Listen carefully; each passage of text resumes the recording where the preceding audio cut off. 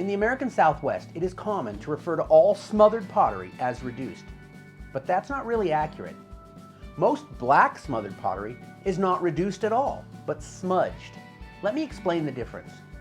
To be clear, there was a lot of pottery made in the ancient Southwest that was properly reduced. Reduction refers to firing in an atmosphere where oxygen is robbed from the irons in the clay and the paint of the pot by reduction gases that the fire produces. Then, the pottery needs to be kept away from oxygen while it cools. Otherwise, those irons will grab oxygen from the atmosphere as the fire goes out. Cibola whiteware and membranous black on white are two good examples of pottery types that are decorated with reduced iron paint. This is easy to prove because if you throw one of these black on white sherds into a modern electric kiln, the designs will come out bright red, proving that the black designs were created by reducing iron paints. Mesa Verde black on white pottery is decorated with organic paint. Clint Swink, who figured out how to fire replicas of this type, called this firing process limited oxidation. But I would argue that it is properly reduced. Here's why I say that. Although the pigments are carbon-based and can be produced in either a reduction or oxidation atmosphere, the reduction is obvious in the white slip that covers the outside of the pots.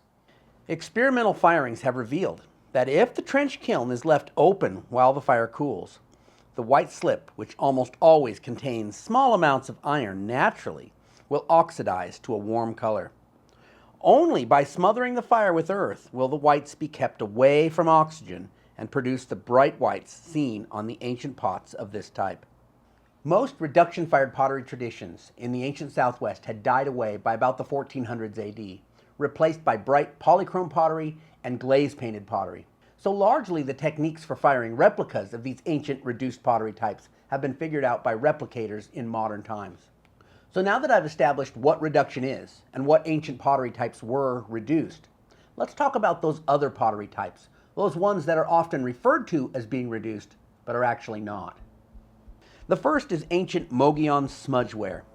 This type of pottery is well oxidized on the outside and all black on the inside. This type of pottery is sometimes called reduced.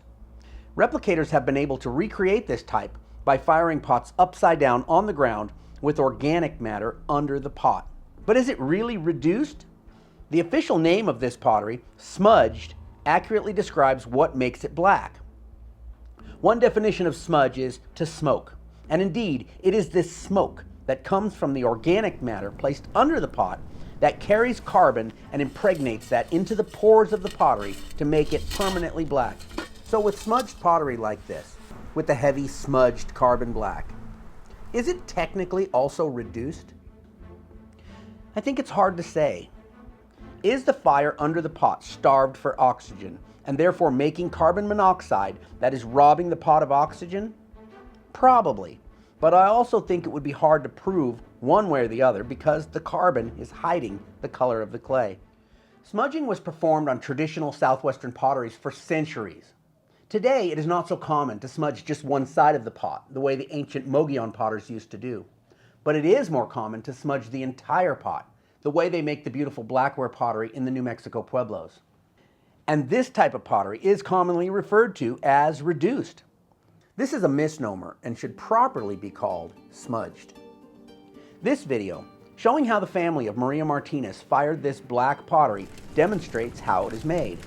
The pottery is first completely fired, and then it is smothered with powdered horse manure, which smolders, creating the smoke that carries carbon into the pores of the pottery, making it permanently black. At first, this type of pottery was always smudged all over, hiding the true color of the clay, which might give us a clue as to whether it is actually reduced or not. Let me explain that angle. Most wild clay in the southwestern United States is brown, and it comes out of the fire some shade of red or brown. Brown clays that are fired in what is called a neutral atmosphere, that is, it's not oxygen rich, but also not full of reduction gases that will rob the oxygen from the clay, will result in a brown colored pot. But when a brown clay is properly reduced, that is to say that carbon monoxide robs the oxygen from the clay, it comes out gray. So if you can see the color of the clay, unspotted from carbon, then you can easily tell if it is reduced or not. At San Ildefonso Pueblo, they actually slip the pottery with a reddish-brown clay, which can be polished to a lustrous shine. Usually, they smother the fire with manure and turn this clay black. Sometimes, though, they choose not to smudge this pottery and it comes out a beautiful brown color. Other times, although not as common, they will only smudge part of the surface, protecting some areas from smudging with foil. And in those cases, you can see the natural color of the clay. And it is not gray as it would be if reduced. So I feel safe in saying that Pueblo blackware is not reduced. It should properly be called smudged instead. Hopefully you now know the difference between smudging and reduction. If not, go back and watch this video again until you get it right. If you do get it, then watch this video next, which shows how I go about smudging pottery. Thanks for watching today. I'll catch you next time.